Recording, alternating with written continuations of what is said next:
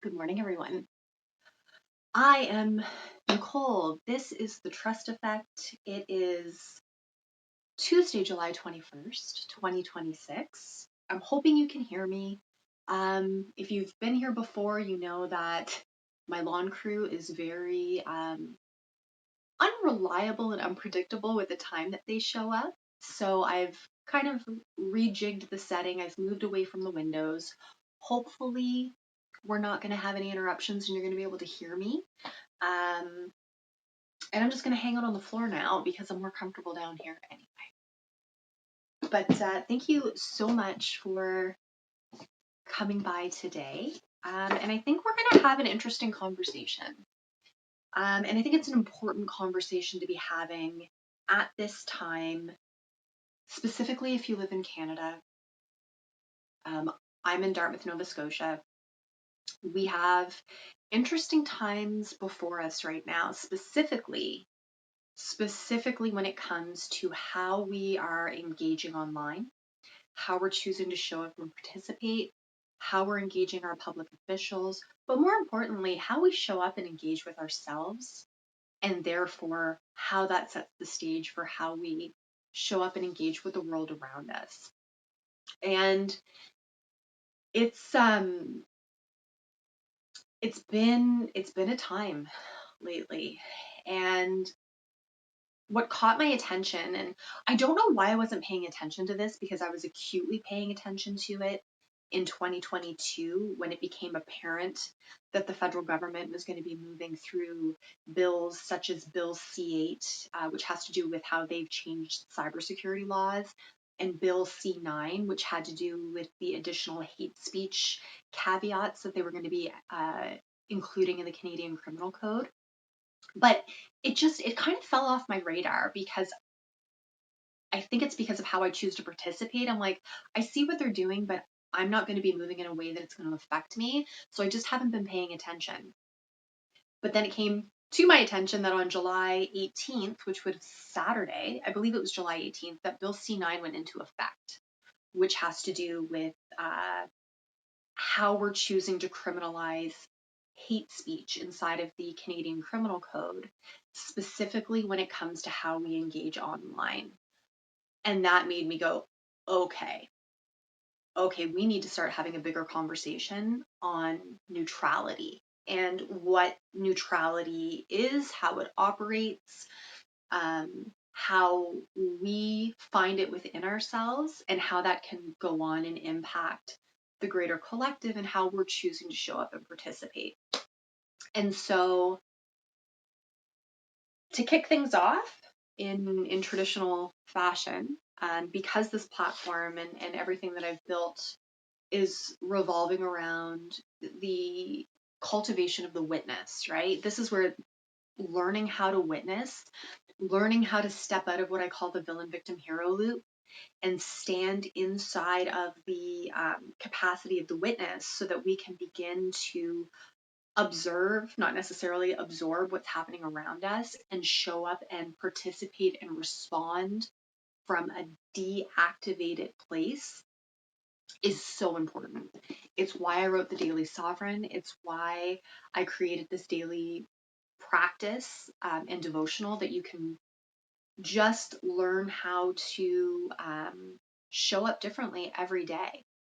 And so in the witness, again, it's seasonal, so it goes through the 4 seasons. It doesn't go based on the Gregorian calendar. There's 13 weeks in every season, and I intentionally decided to build this in a way so that every week of the 13 weeks has its own theme. And right now we're in the 5th week of summer.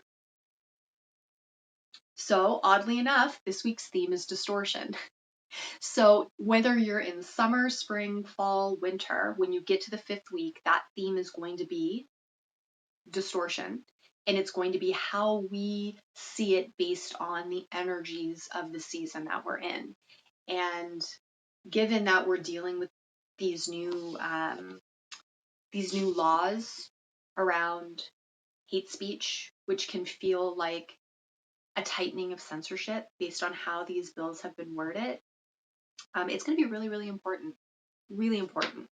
So we are 5th week, 3rd day of summer, which we're almost at the halfway point, which is crazy. Okay, so desire can bend perception just as quickly as fear. When you want something badly enough, you begin to read signs everywhere. A gesture becomes a promise, attention becomes intimacy, possibility becomes certainty before it's earned that shape.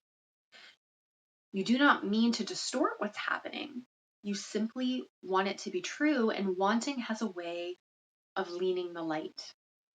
And it's important that you be gentle with yourself here. Longing is not weakness, it's just not always honest on its own.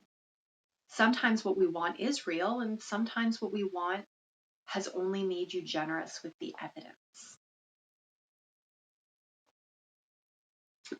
And so, how you perceive the world, how you choose to look at things, that is what shapes your reality and determines the reality that you're living inside of. And so, when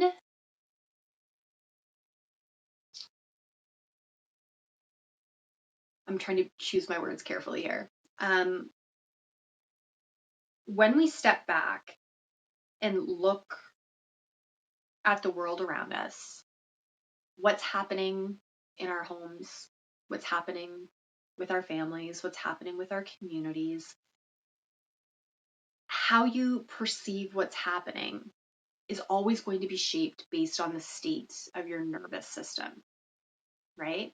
How you're able to process your emotions, how you interpret fear, how you move with strength or courage.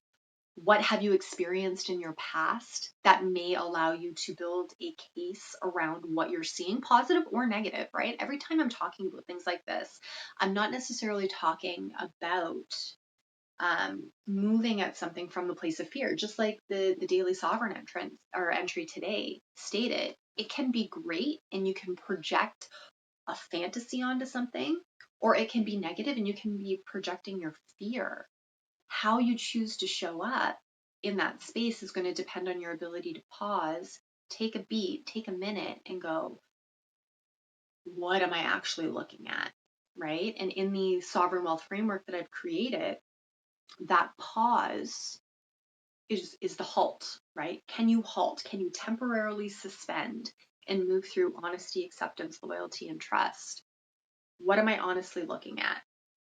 And can you be honest if it's something that you don't like, or it might make you appear in a certain light that may not be favorable? Can you accept how you got there? Can you then begin to make the micro adjustments in your behavior, your habits, your attention, your energy, your perception that starts to build loyalty to the truth instead of a lie, so that you can learn to start reliably trusting yourself over time?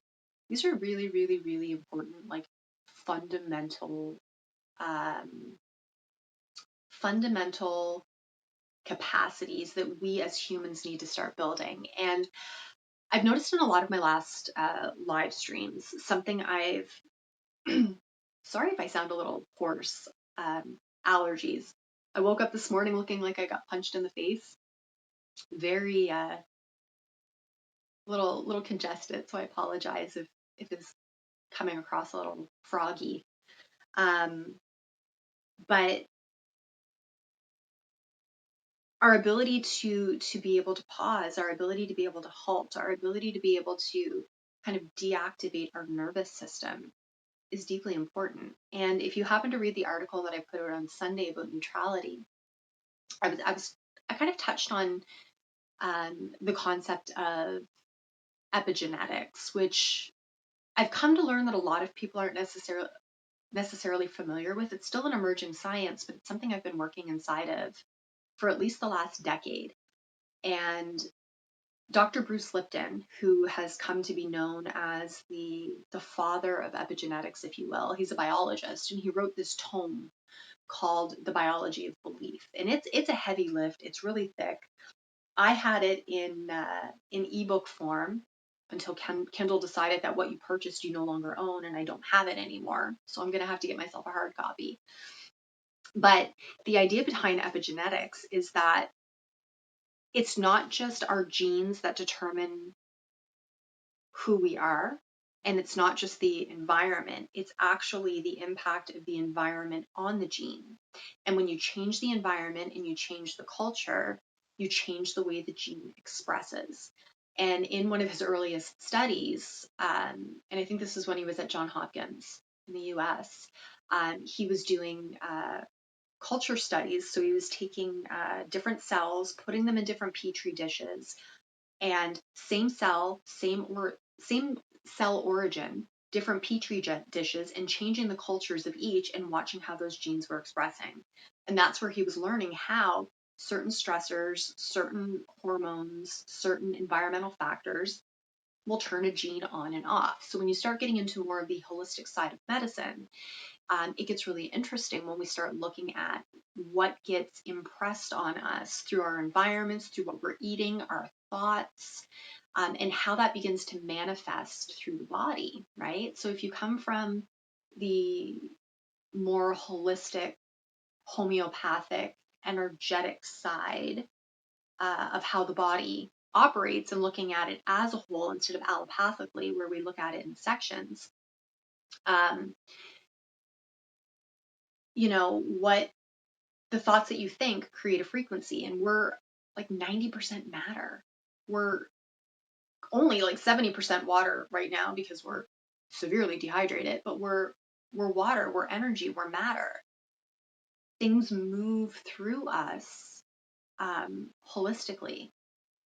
Something that starts in your arm isn't necessarily isolated to your arm. What's happening in your gut didn't necessarily start there, right? We have to look at the frequency of our thoughts. We have to look at the words that we're speaking. I've spoken about another doctor, Dr. Emoto, who has done extensive studies on the impact of the frequency of your words on how something forms. He was looking at water and looking at how snowflakes are formed, and how when you're using negative language, it distorts the shape of the snowflake. But when you're speaking love and compassion and positivity into something, it organizes more symmetrically, like what we find in nature, right? So epigenetics plays a really big part in how we perceive the world. If we want to take it one step further, and this came through the biology of belief, we see it inside. This is, again, it's a bit of a heavy lift because it's a little more scientific, but The Body Keeps the Score by Bessel van der Kolk, where he talks about how, again, your environment, what you're raised in, what you're hearing, how it affects the overall physiology, mental health, emotional health, physical health of our system. I'd say the easiest lift that I found to enter the world of epigenetics and really understanding the impact is It Didn't Start With You, which is by Mark Woolen. And it's how inherited family trauma shapes who we are and how to end the cycle.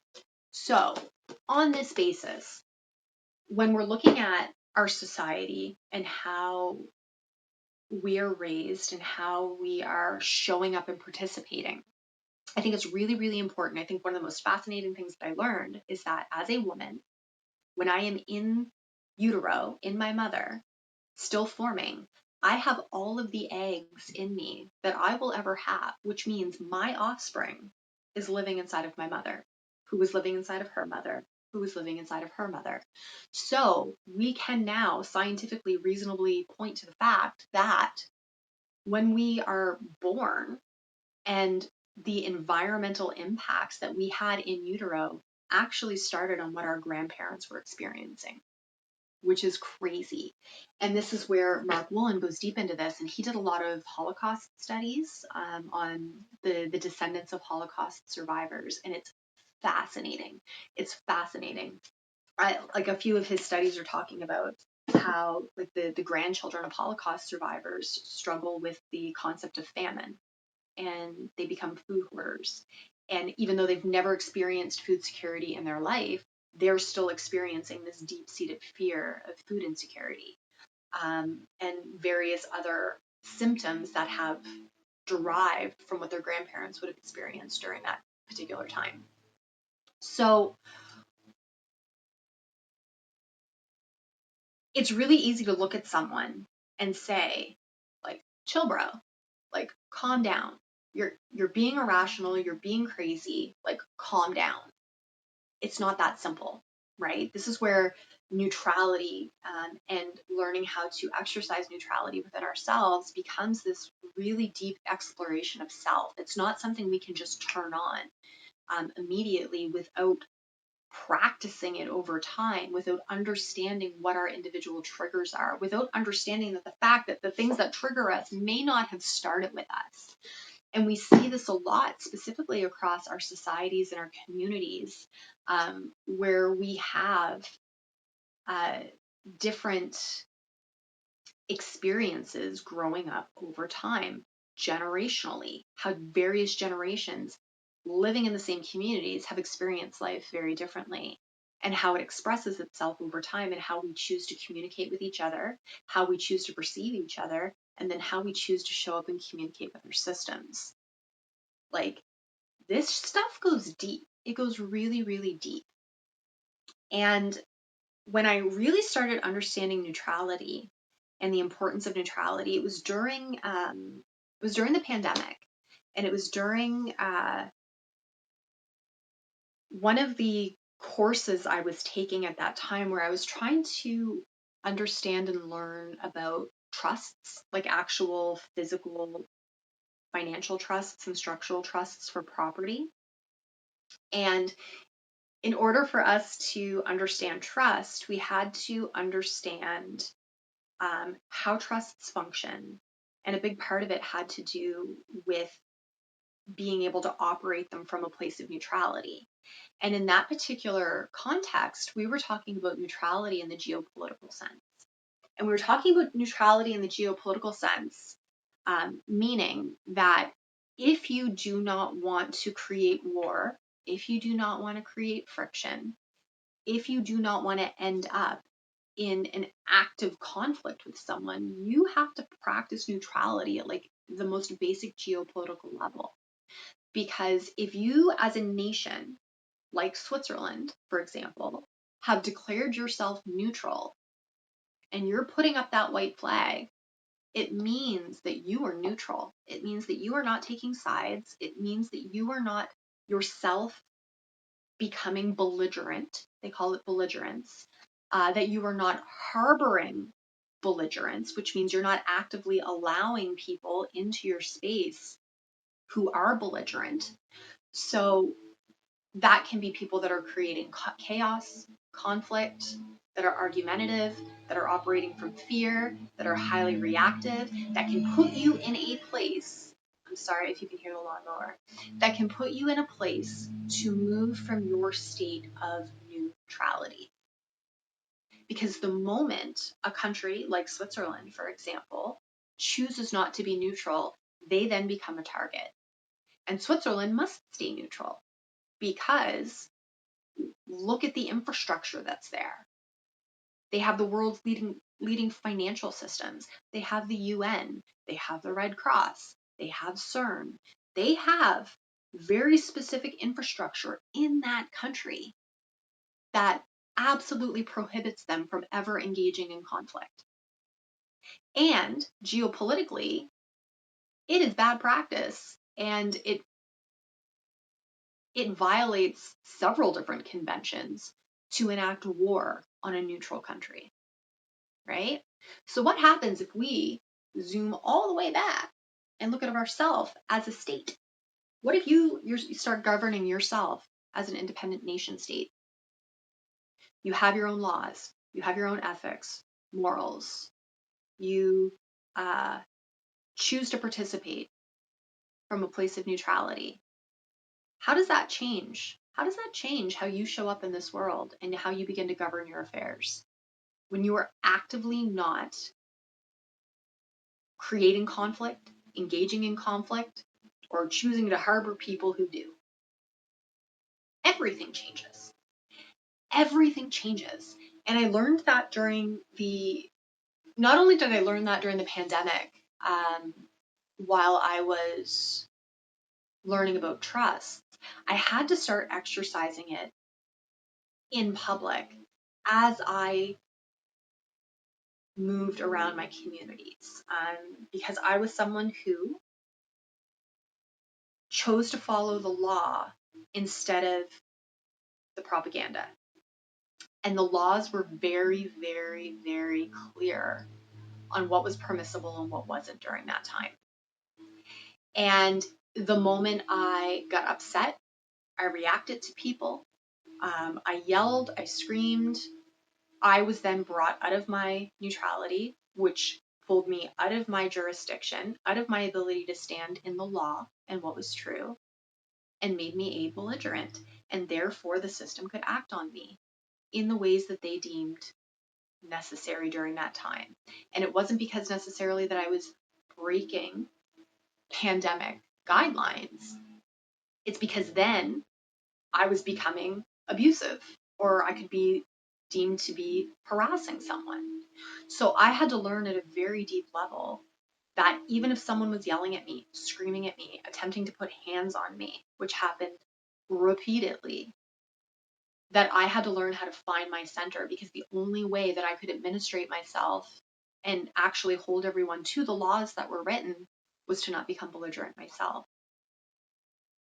And the most crazy thing that happened during that time is that the more neutral I was, which also meant that my nervous system wasn't getting activated every time I walked into a space. I wasn't feeling a lot of stress. I wasn't feeling tension. I wasn't anxious. I was just like, I know who I am. I know where I'm at. I know what the laws are that govern this space, and I'm going to participate according to those laws. What everybody else chooses to do is none of my business.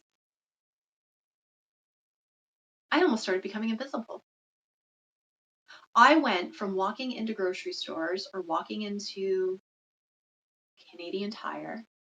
I have a crazy video of inside of Canadian Tire where I would get stalked and harassed, and people would tug on me and attempt to physically remove me from spaces, to literally being invisible. People couldn't see me anymore. No one even looked at me. No one said a word to me. People stopped coming up to me. It was like the craziest thing. It was the craziest thing.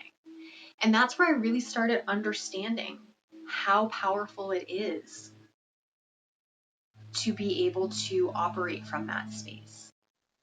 And so, when I look at what happened and what has happened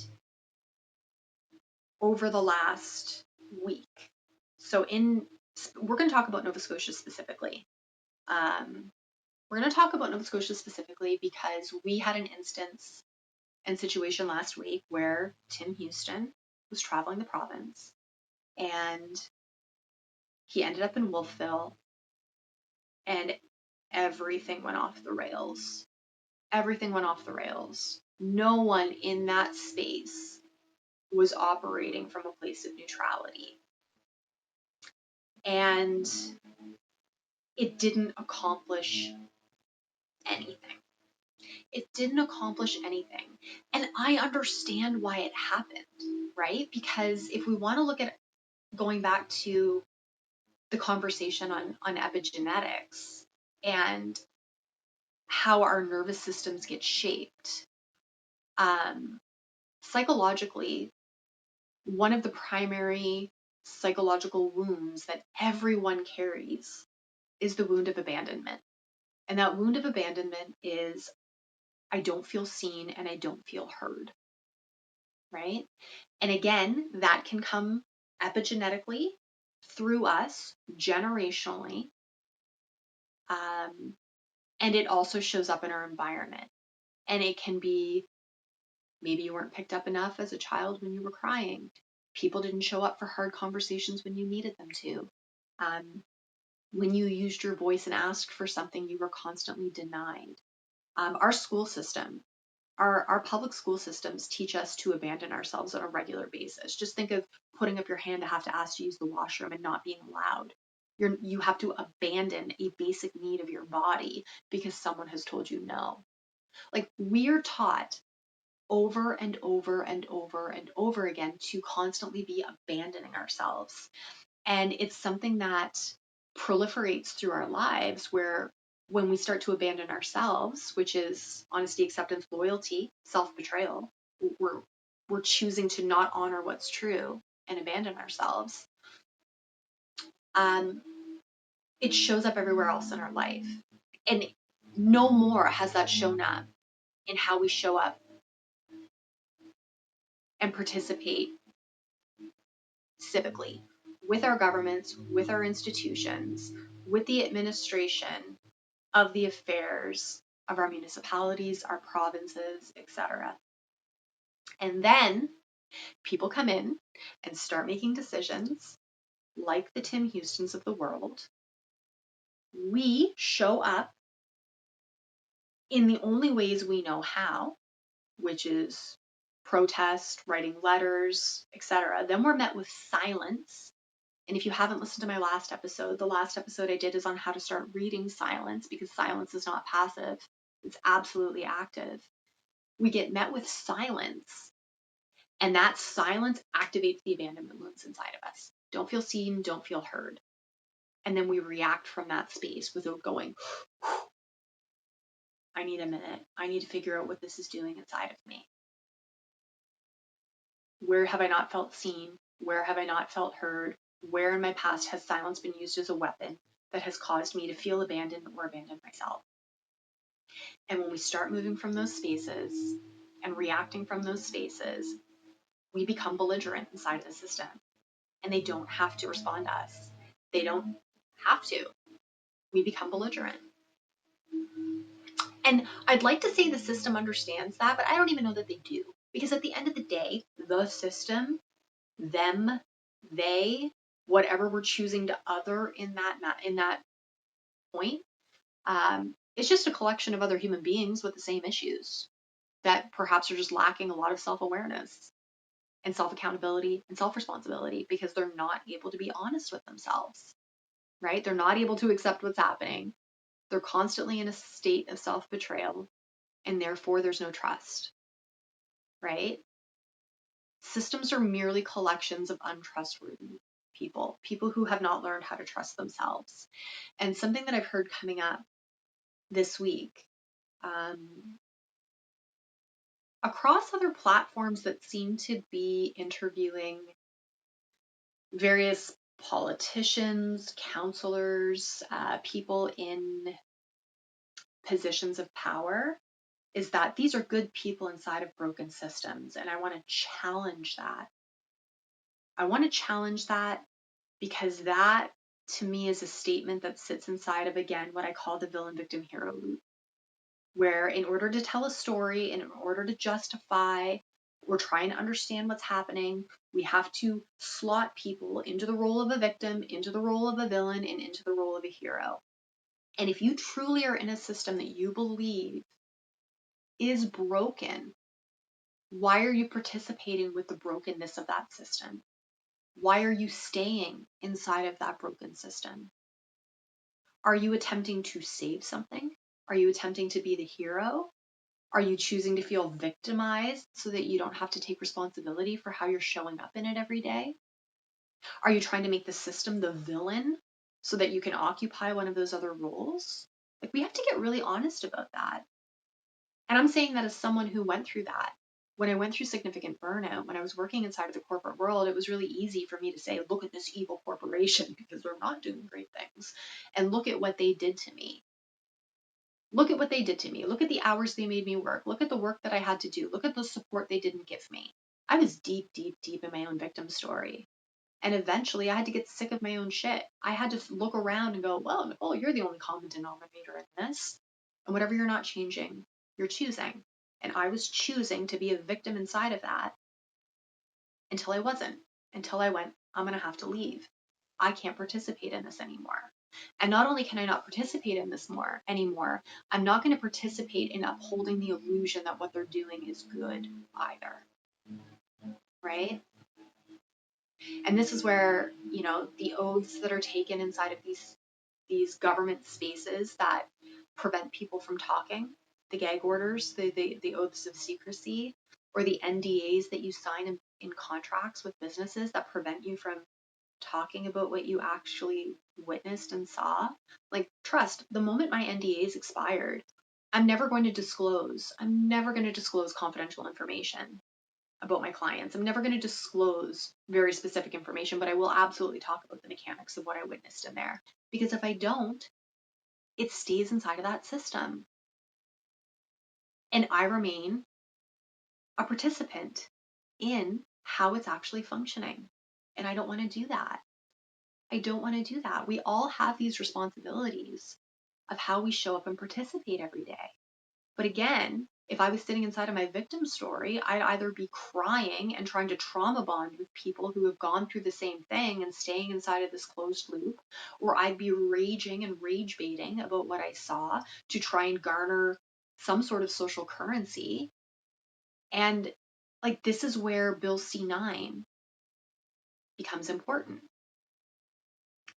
and how Bill C-9 is going to impact the greater population because of how we choose to show up and participate through these screens. And I know I'm all over the place, but I'm hoping it's making sense because, again, just like I can't look at the body allopathically and in isolation, I can't have a conversation without looking at all of these pieces together because they all impact one another.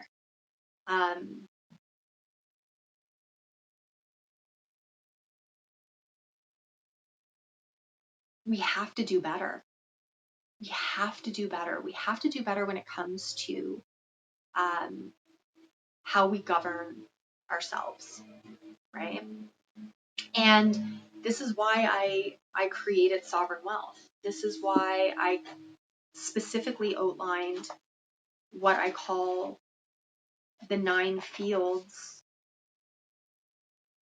of sovereign wealth, right? Where, and I keep saying I'm gonna put this on a thing, and I will, but it's in the book, right? I've identified that you have 9 buckets, right? If we look at your whole life, can we Marie Kondo this? Can we organize the life into 9 different buckets? Like everything that shows up in your everyday life, can I at least organize it in a way where everything has a home?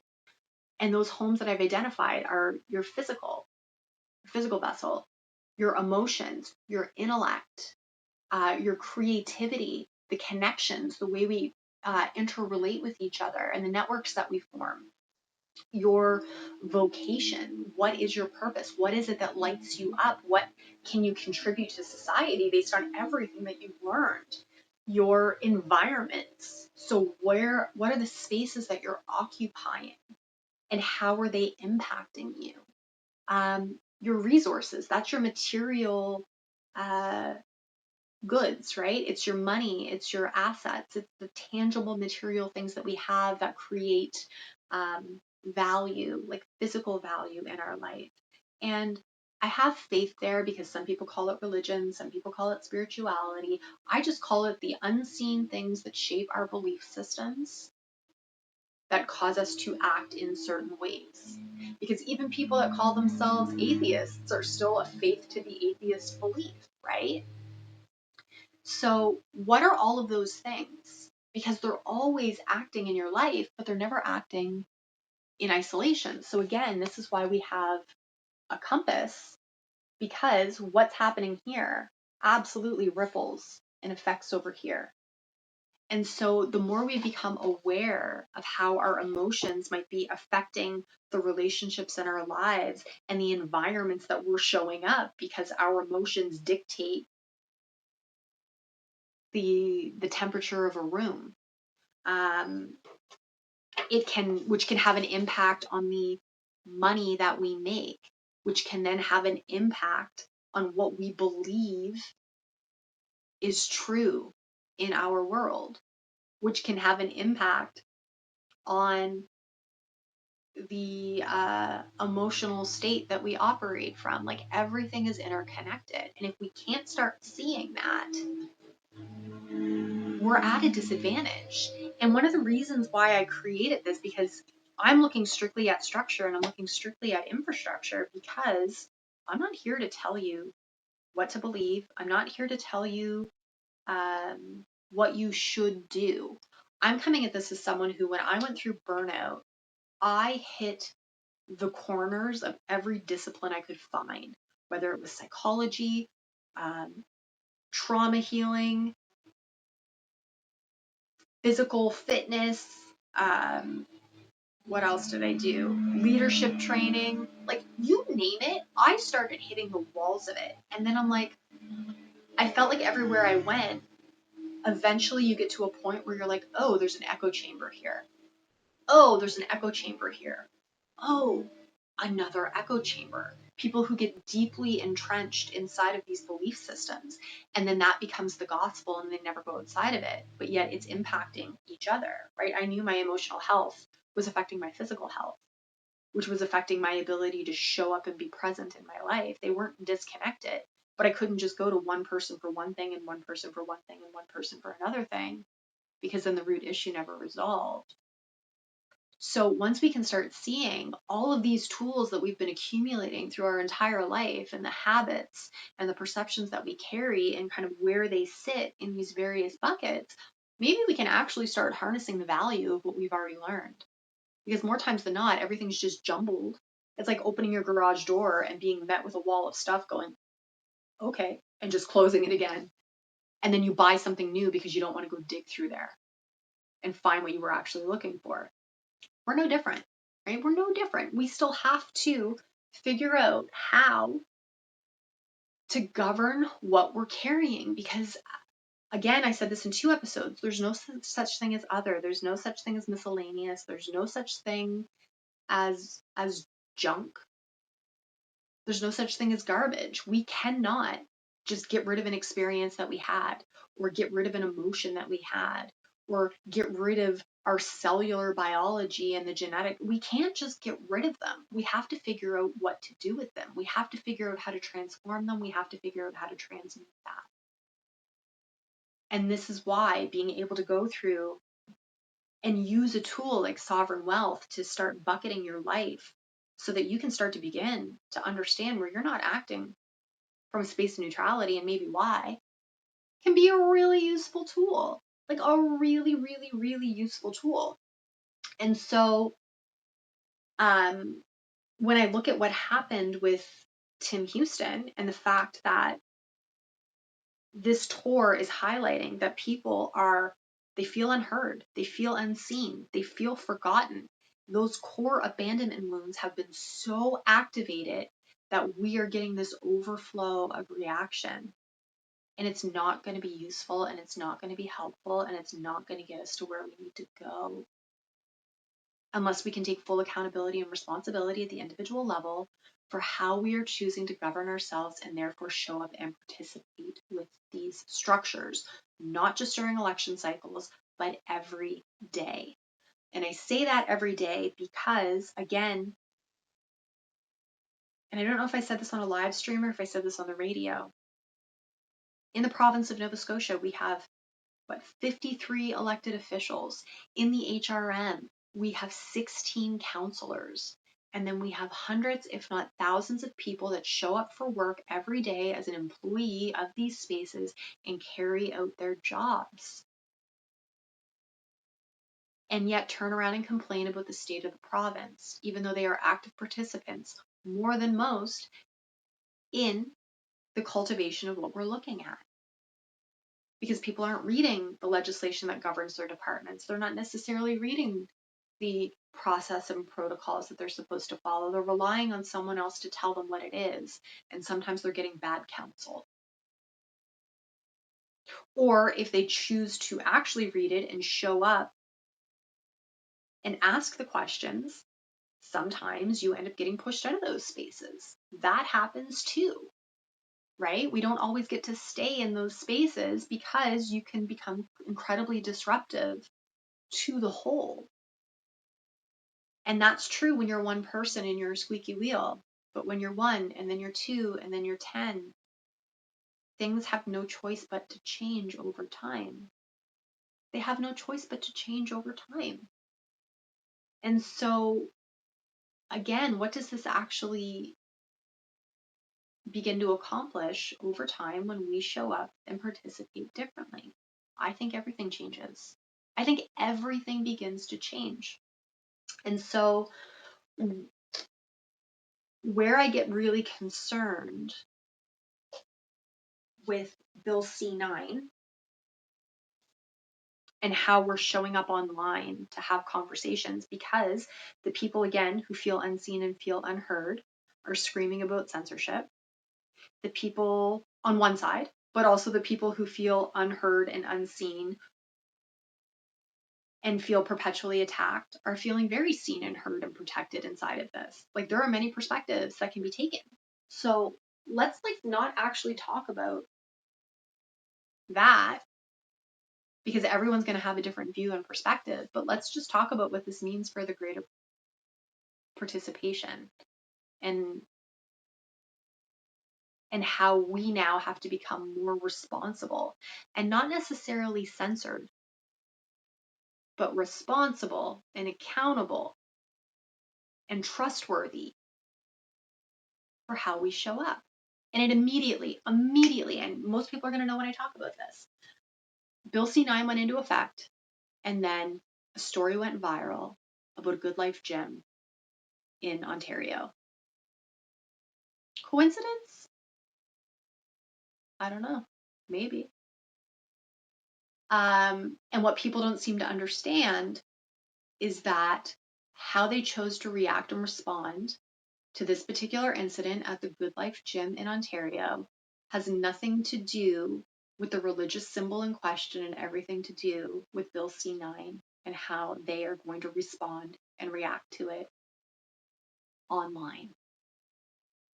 Because last time I checked, this particular story just has to do with a Sikh gentleman who was at a gym wearing a religious symbol that happens to be a dagger, and he was asked to leave.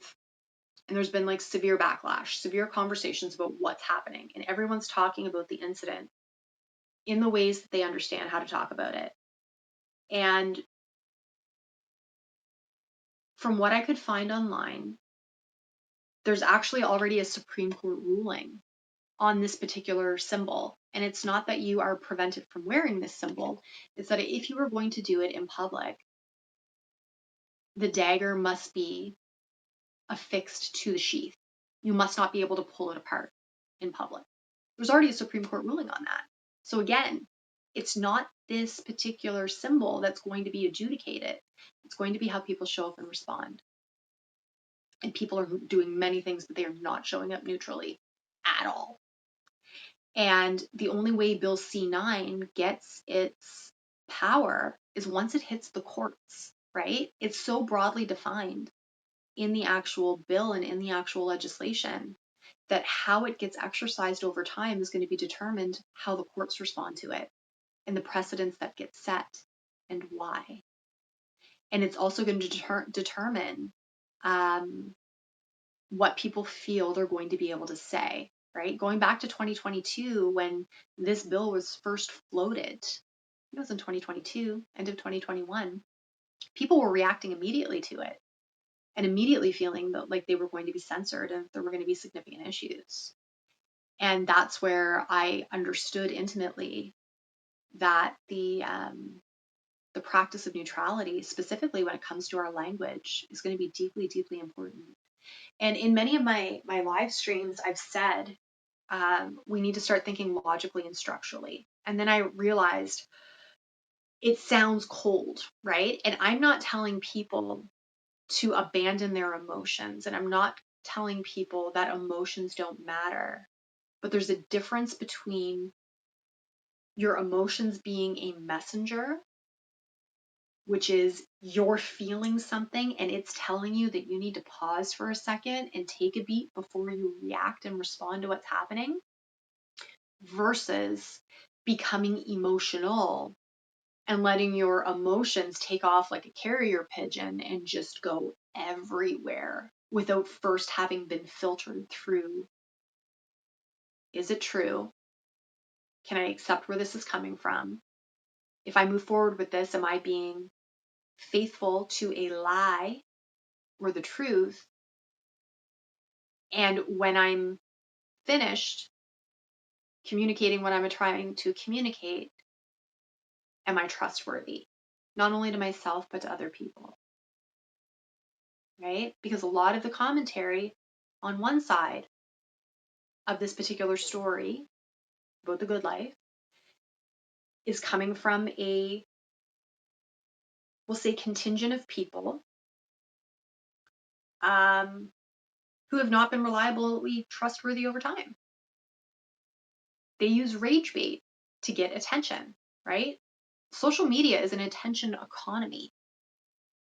And whatever hooks, if you've done any work on social media, if you've ever looked or attempted to communicate on social media and looked at the experts and what's trending and what's going to get you in the algorithm, there's nothing neutral about it at all, right? And I've had people say to me, well, Nicole, you need to get better hooks, and you need to create different title cards, and you don't have enough eyes on you. I'm not here for volume, and I'm not here to speak to the masses. I'm here to speak to people who can hear me.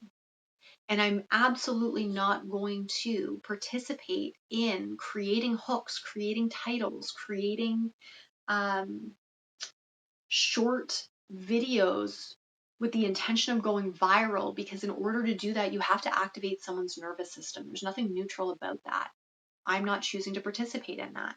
So that means that I may only be talking to one person, two people, five people on a live stream. It means that my subscriber lists may stay low, and I'm okay with that.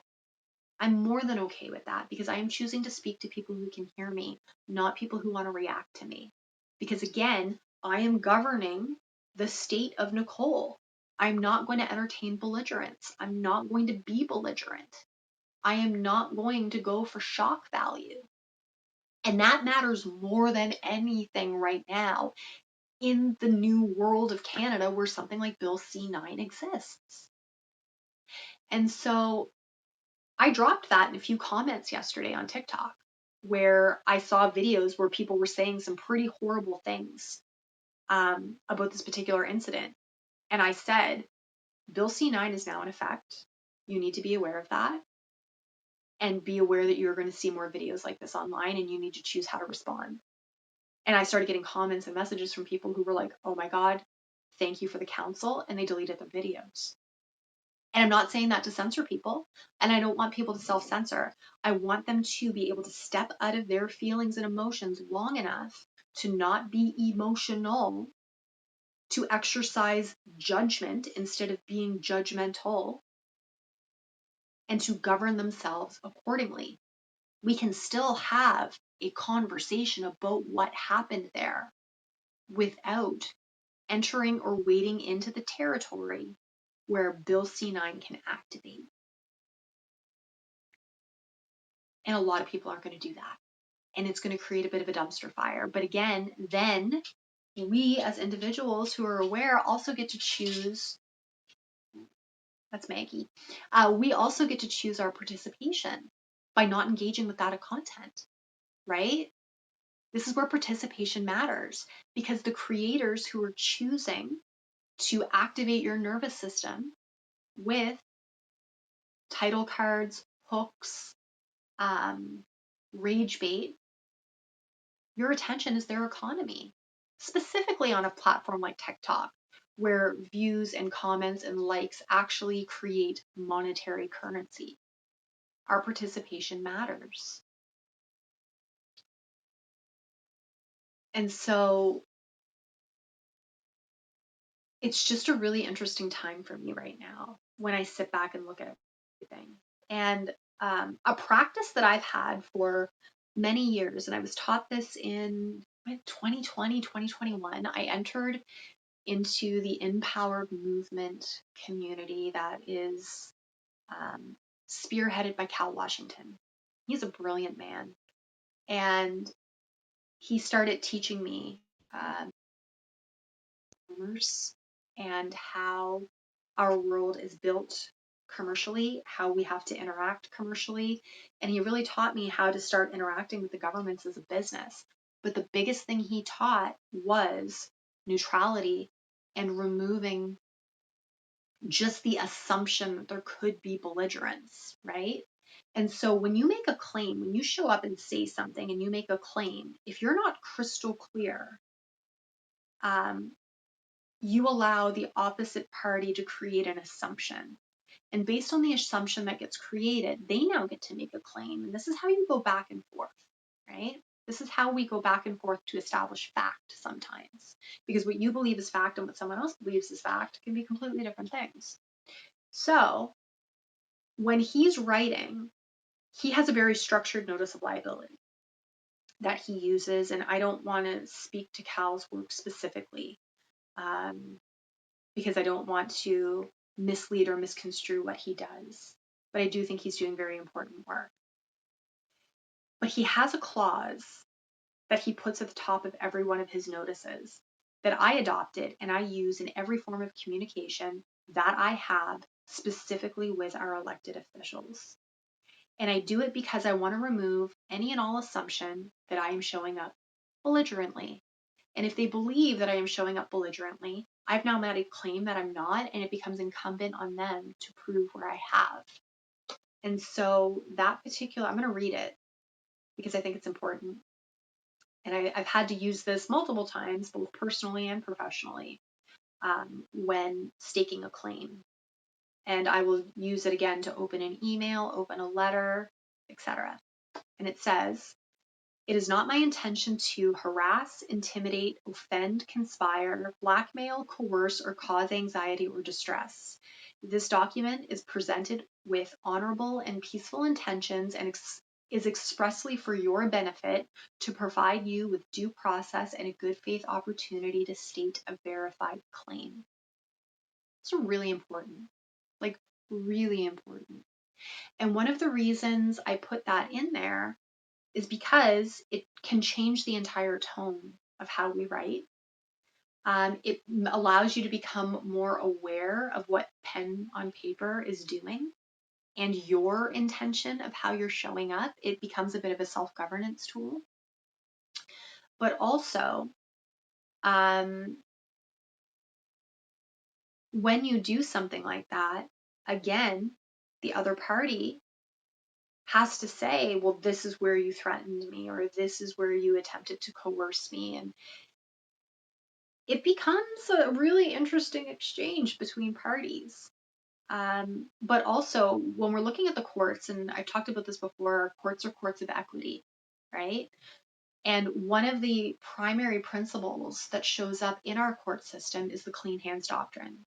And the clean hands doctrine means that in order to do or receive equity, all parties must show up with clean hands. Meaning, you're not showing up belligerently, and you're not showing up in the capacity where you have created a harm or done something to another party, essentially of what you were accusing that other party of doing, right? You must show up with clean hands. So when you are acting belligerently, when you are acting emotionally, specifically in correspondence that's in writing, which can then show up as evidence, or in a video that can show up as evidence, you need to have clean hands. Again, it is not my intention to harass, intimidate, offend, conspire, blackmail, coerce, or cause anxiety or distress. This document is presented with honorable and peaceful intentions and is expressly for your benefit to provide you with due process and a good faith opportunity to state a verified claim.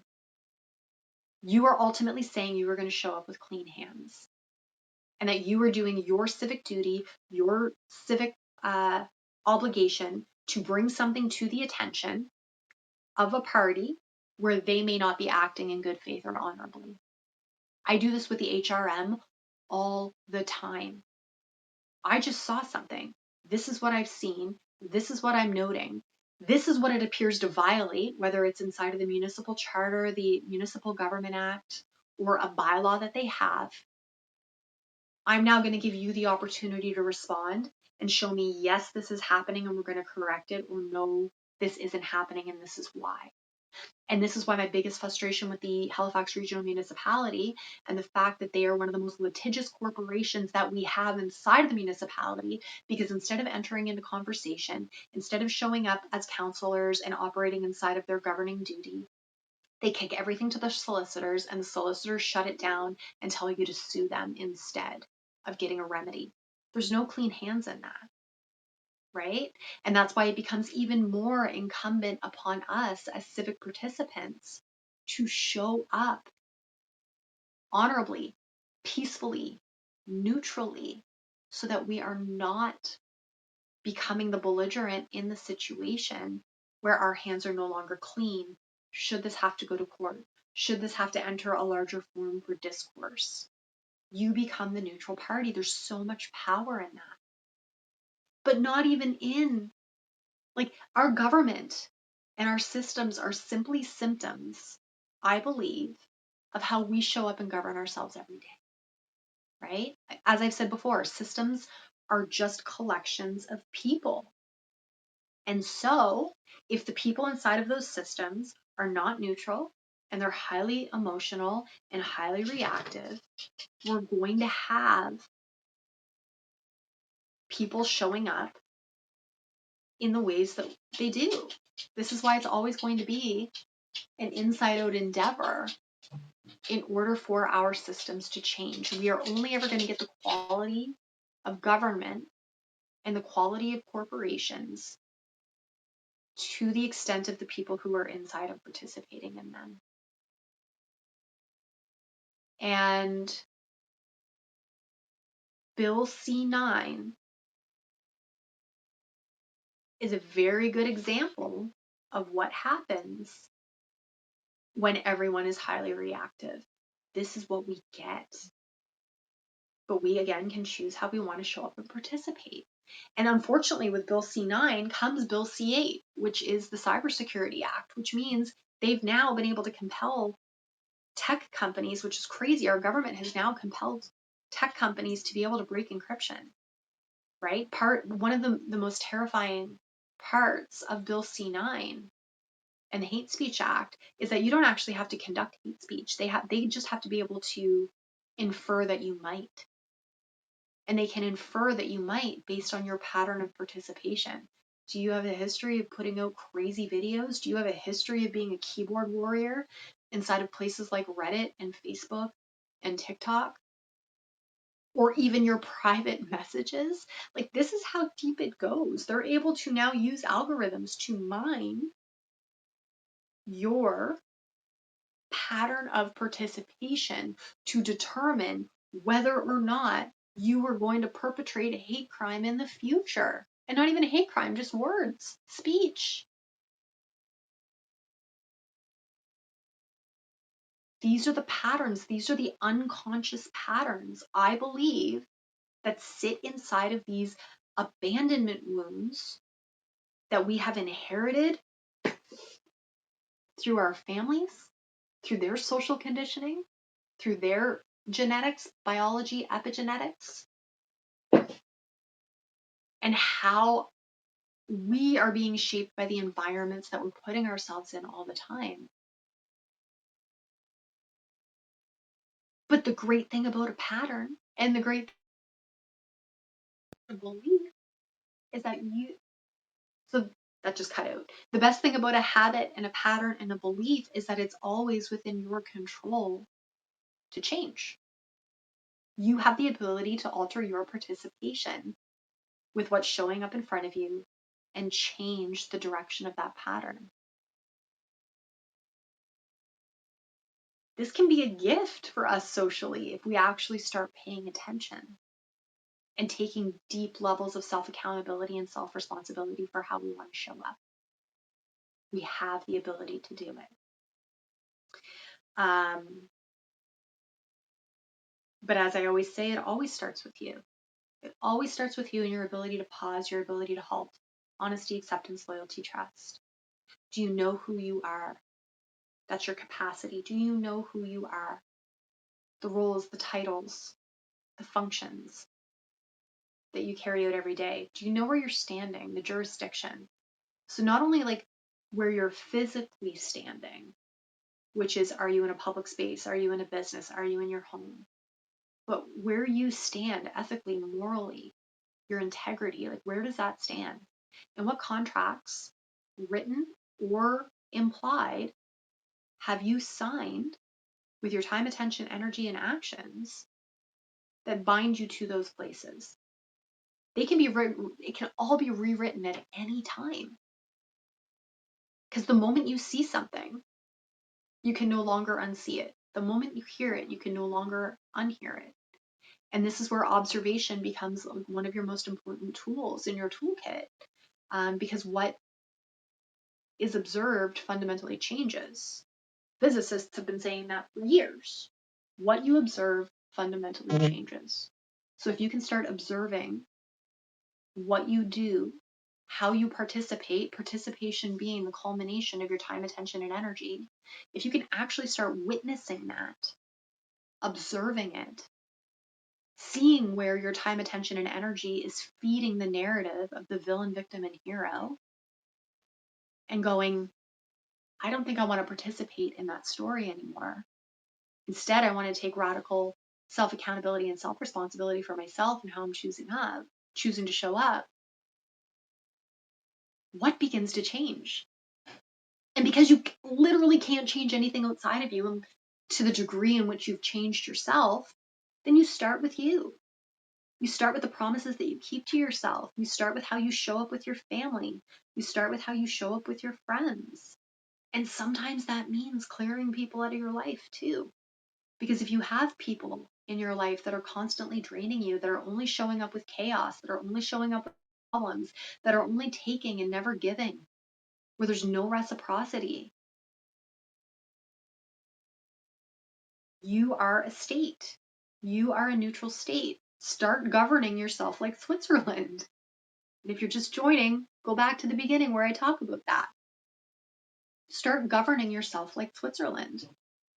Don't participate in conflict. Don't be belligerent. Don't allow belligerence into your life. And that in itself is a very, very, very rocky proposition. And I talk a lot about the villain, victim, hero and what that looks like in an article that I wrote called The Rescue Industrial Complex. And I think I linked that in the article that I put out on Sunday about neutrality being a strategic asset. Because I show you in that article how the story of the villain, victim, hero captures you and keeps you in a belligerent state, keeps you out of neutrality. It's very, very important. And then I have an entire series on field literacy, which is what I coined as how you learn to read the fields around you. The fields being the 9 fields that I talk about in this book, right? The 9 buckets of your life that everything kind of fits in. So how do you learn how to start reading those fields from a place of neutrality, from the place of the witness, so you can step outside of the villain, victim, hero, and again, participate differently.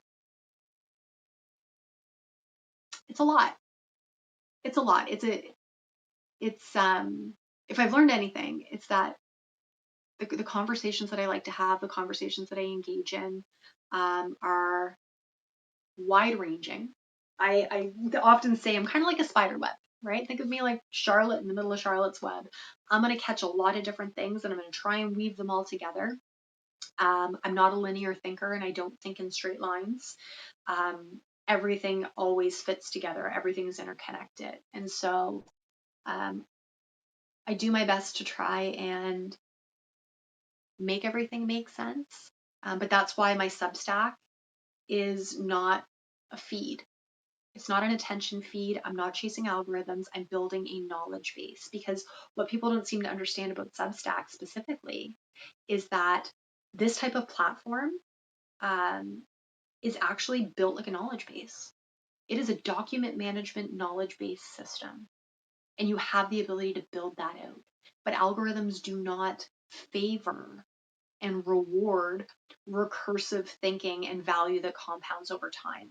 It tends to reward fragmented thoughts that go out quickly.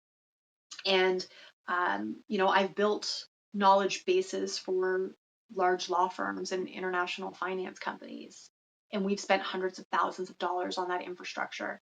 And that is exactly how Substack is built. It's built to be a knowledge base. And so mine operates like one. So I always try and cross-reference, cross-link, keep everything in its appropriate buckets, so that you can leave conversations like this and go, what the heck is she talking about? And be able to go a little deeper at your own pace.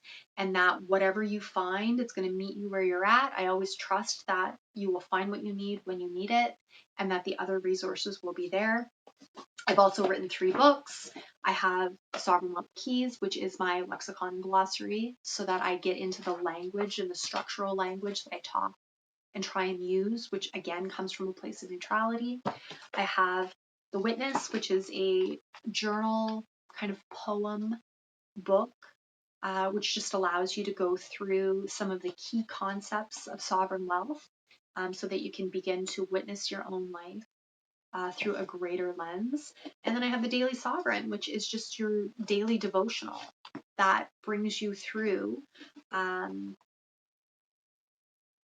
13 different themes, so that as you move through the seasons, you can keep coming back to a recurring theme and just deeper how you are witnessing what's happening around you. Cultivate the witness, which is right now your absolute superpower. The witness operates in neutrality. The villain, victim, hero does not. And so again, that is your superpower. This is why neutrality is a strategic asset. It's why I've created everything I've created, from working inside of some of the largest legal and finance firms in the world and watching how they operate commercially, and that they're always neutral in these spaces. And it is their superpower. And we just haven't figured out how to communicate in the same way and participate in the same way. Right? People are very quick to say with the governments, well, the corporations have bought the governments. It's like, yeah, maybe, because they show up and participate 100% of the time.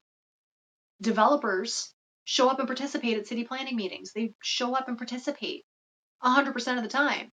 We don't. And then we feel like we're victims, and we feel like we've been abandoned because we haven't dealt with these abandonment wounds that we have.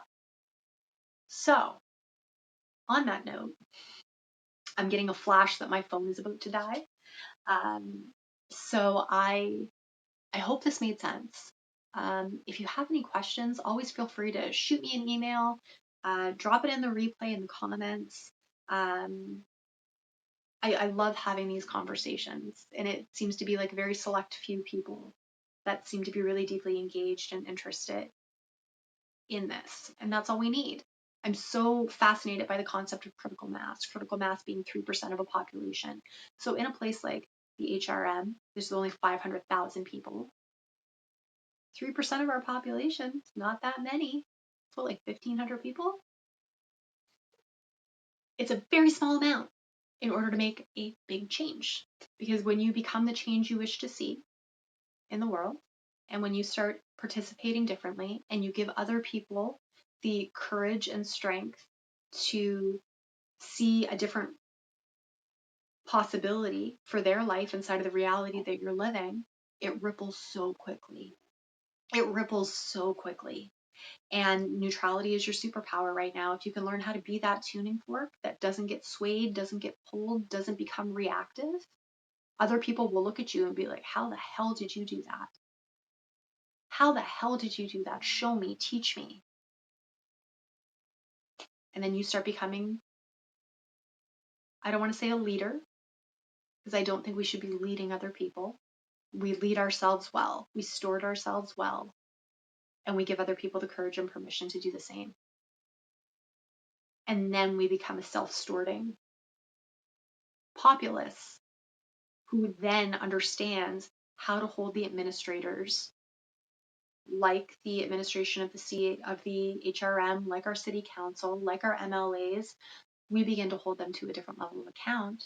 And then over time, the people that enter those spaces are entering from higher levels of self-accountability and self-responsibility, not pretending to be saviors, not thinking they can go in and be the hero and change everything, and also not staying when they understand that their participation is upholding a broken system. It always starts with us. It's always from the inside out. That is my hope for humanity. That is my hope for the world, that we change ourselves instead of the world, and the world will change accordingly. Anyway, thank you so much for being here. I will see you again, same time, same place, next Tuesday. No idea what we're going to talk about, but it should be interesting. Anyway, have a great day.